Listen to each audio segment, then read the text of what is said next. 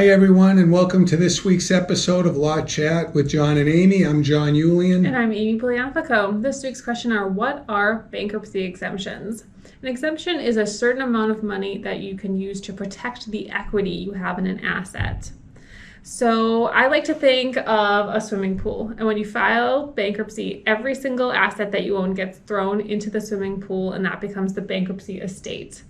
And I can use an exemption to fish out the equity in certain things. So I can fish out your house. Hopefully I can fish out your bank accounts, your dog that got thrown in, your cell phone, or whatever. Anything that's left at the end of the day in your pool is the liquidation value of your estate, which will be important in both a Chapter 7 and a Chapter 13 bankruptcy. There are federal and state exemptions. In Massachusetts, you have the option of choosing either the Massachusetts state exemptions or you can choose the federal exemptions. You cannot mix and match. And what I mean by that is you cannot take the Massachusetts exemption on your house and then decide you're going to take the federal exemption on your automobile. You either take all state exemptions or all federal exemptions in Massachusetts. To give you an example, if a home has equity of $200,000 and the person has a homestead on the house, they're going to be able to exempt above the $200,000 under the state exemptions in Massachusetts.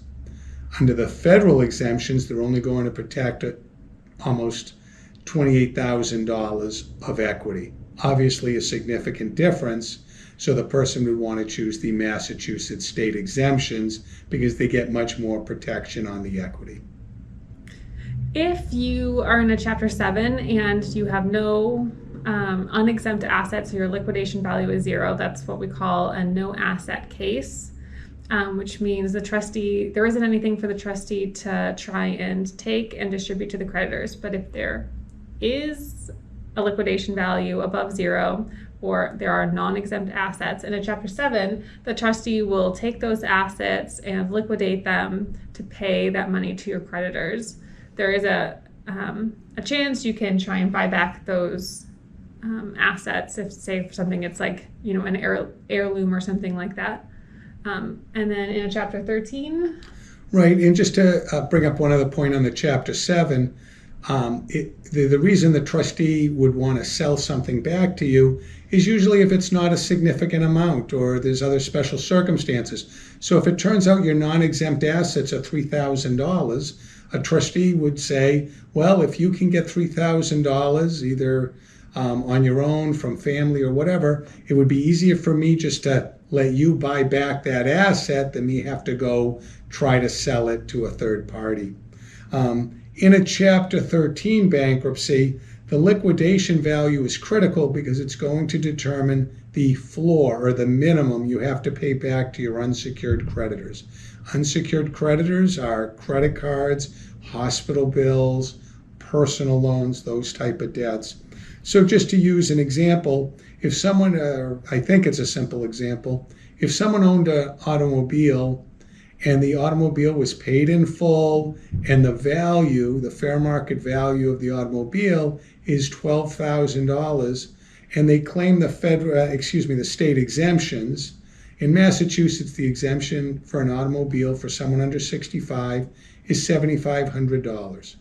So if the car is worth $12,000 and they take off the exemption of $7,500, they're still over the exemption amount by $4,500.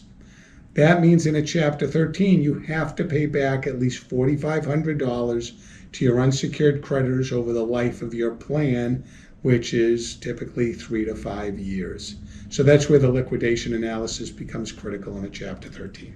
And then the last thing that you should really know about exemptions is the amount does change. The federal exemptions get changed every 3 years, with the most recent one in April 2022. So you're always going to want to make sure you're using the most recent numbers. Okay.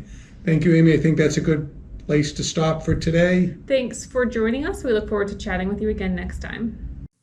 If you have a question or comment, feel free to email us at info@julianlaw.com.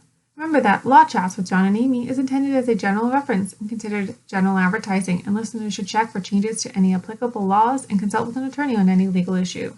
The information provided does not constitute legal advice, and any thoughts or commentary by the podcasting lawyers is provided as a service to the community and does not constitute solicitation of legal advice. The lawyers in the law firm of Yulian & Associates PC make no warranties and disclaim all liabilities for damages resulting from its use. Nothing provided in the podcast should be considered a substitute for advice from counsel. No attorney-client relationship is formed by listening or participating in this podcast, and in the event that the podcast receives emails about the subject matter, no attorney-client relationship is created via the email communication.